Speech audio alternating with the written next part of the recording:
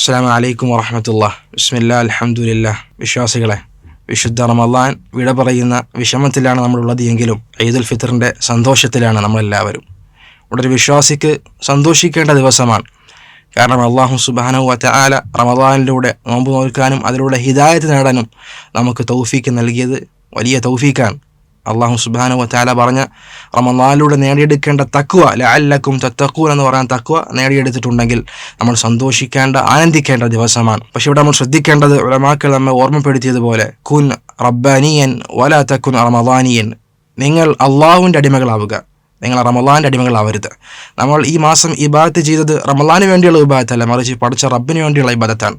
അങ്ങനെ ഇബാദത്ത് ചെയ്യുമ്പോൾ എല്ലാ കാലത്തിലും അള്ളാഹുവിനെ സൂക്ഷിച്ച് അള്ളാഹുവിൻ്റെ കൽപ്പനകൾ മുറുകെ പിടിച്ച് ജീവിക്കേണ്ടവരാണ് വിശ്വാസികൾ. ആ രൂപത്തിൽ ജീവിക്കുക.